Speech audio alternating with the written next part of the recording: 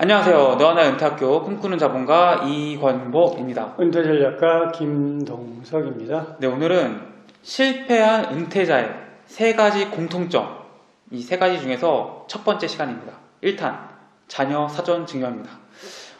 자녀들에게 사전에 증여하는 것을 어떻게 생각하시나요? 이거는 사실 정답이 없잖아요. 그렇죠. 그렇죠. 예를 들면 이제 요즘 재산세가 많이 나온다, 네. 보유세가 많다 이렇게 해서 사실은 사전 증여를 하는 사람도 있고, 그렇죠.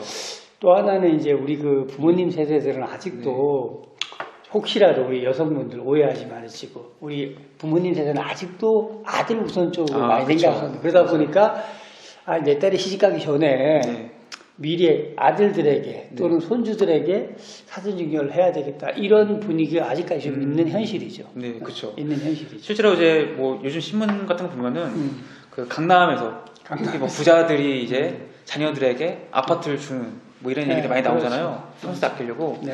근데 이게 제가 조사를 해보니까 생각보다 문제가 많더라고요. 많아요. 얼마나 문제가 많냐면요. 제가 신문에 찾은 사례에 따르면은 일단 50대 아들과 70대의 아버지가 혹은 어머니와 싸운 경우가 많습니다. 노노 소송이라고 하는데요. 그렇죠. 최대 300건 정도. 이걸로 관련 재판이. 근데 재밌는 거는 이 중에 절반가량이 아버지가 아들한테 소송을 겁니다. 아버지가 아들한테. 왜 그럴까요? 돈만 받았고 땡치니까 그러겠죠. 딱 입에 딱 닦은 거죠. 그런 거. 근데 이 중에서도 이제 원고, 그러니까 이제 그 소송을 건 사람이죠. 네. 이게 어머니가 3분의 2예요. 어머니가. 이거는 이제 보통 여성이 확률이 높잖아요. 그러니까 아버지는 일찍 돌아가서 문제가 없는데 그렇죠. 어머니 홀로 남겨지니까 나 이제 먹고 살 것도 없고 너네들이 다 부양해야 되는 거 아니냐. 맞죠. 근데 자식들은 싹 닦는 거죠. 네.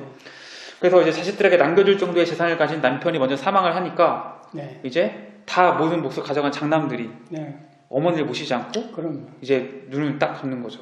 그래서 이제 소송을 하는 경우가 많다고 합니다. 실제 이제 은퇴 전략가님 주변에서도 이런 사례가 있죠.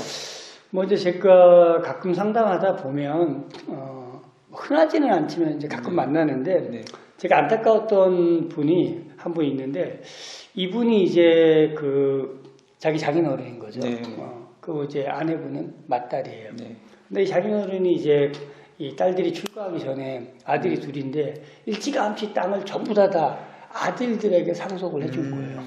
그리고 이제 살다 보니까 이제 특이하게 이제 보통 남자가 먼저 돌아가시는데 아내분이 먼저 돌아가신 거예요. 그리고 이제 혼자 남아서 그냥 시골에서 농사짓고 사시는데 문제가 없었는데 나이가 80이 되셨는데 이제 아파갖고 병원에 갔더니까 암이라는 거예요.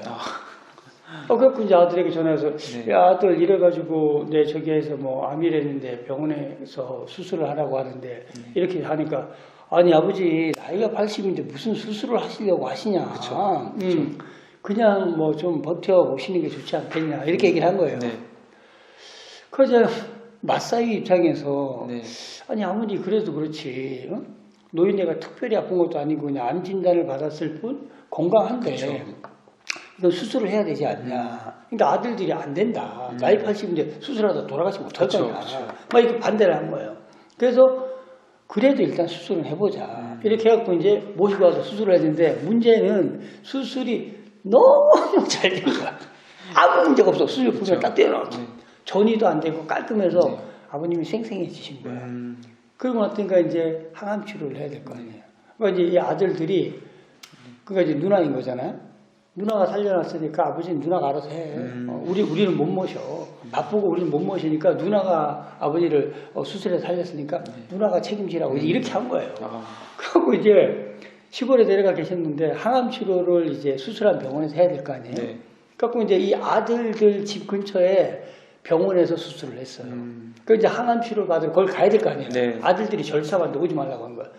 아니 누나 항암 치료를 왜 꼭 그 병원에서 해야 돼? 아무 데서나 하면 되지. 이게 뭐냐면 옆에 와갖고 자꾸만 귀찮게 할까 봐.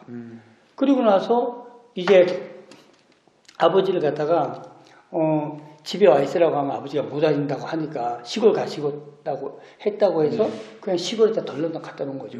나물날 한 거예요. 그래서 또 할 수 없이 이제 또 마사이가 장인은 그러면 안 되고 거기서 식사는 어떻게 할 거면 80 먹은 환자가 어떻게 할 거냐. 그래서 다시 이제 집에 모시고 온 거죠. 이제 집에서 맞다리니까 이제 딸이 음식도 해주고 이렇게 해서 이제 좀 케어를 해서 또 좀 좋아지셔서 다시 시골에다 모셔다 드리고 네. 왔다 갔다 이러고 있는데 네. 지나고 보면 그렇잖아요. 만약에 이게 사전 중개를 안 했어. 네. 그러니까 유산 상속 받아야 될 게 엄청나게 많아요. 그치. 그럼 며느리나 아들 입장에서 과연 그렇게 했을까요? 아니죠. 아니죠. 네. 그러니까 이게 미리 아들들에게 일찌감치 상속을 해준다고 하고 나니까 네. 조금 전에 이야기한 것처럼 이게 소송권이 되는 거죠. 왜냐하면 재산은 다 물려줬는데 그쵸. 막상 아파갖고 병원을 가야 되고 필요할 때는 나 물러나는 거예요. 그냥 나쁘게 얘기하면 그냥 돌아가시라는 거죠. 네. 이래서 뭐 사전 상속에 대한 게 사실 정답은 없잖아요. 맞아요. 예, 그런데 지금 우리 5060 세대 입장에서는 잘 한번 생각해 봐야 됩니다. 단순히 우리가 세금을 절약하고 네. 이 차원에서 정말 상속을 미리 해주는 게 낫냐. 아니면 남자들 입장에서 진짜 내가 죽고 나서 내 아내가 10년을 더 살 수도 있는데 그때 애들에게 천덕 부리기처럼 돈도 하나 없어갖고 오갈 데 없어지면 안 되잖아요. 그쵸. 그러면 이제 이 사전 상속에 대한 부분은 사실 정답은 없지만 우리가 좀 심각히 한번 고민해 볼 시즌이 아닌가라는 생각이 듭니다.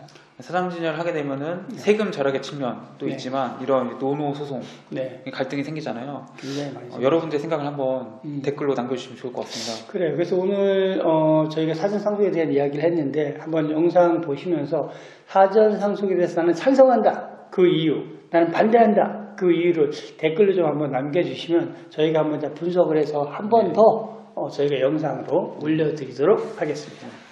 네, 오늘은 이제 실패한 은퇴자들의 3가지 공통점 중에서 그 첫 번째 자녀 사전 증여에 대해서 한번 이야기해 봤습니다. 너와 나의 은퇴학교는 주식, 부동산, 경제, 은퇴 전략에 대한 다양한 콘텐츠가 올라오고 있습니다. 이러한 분야에 관심 있으신 분이라면 구독과 좋아요 누르시면 감사하겠습니다. 고맙습니다.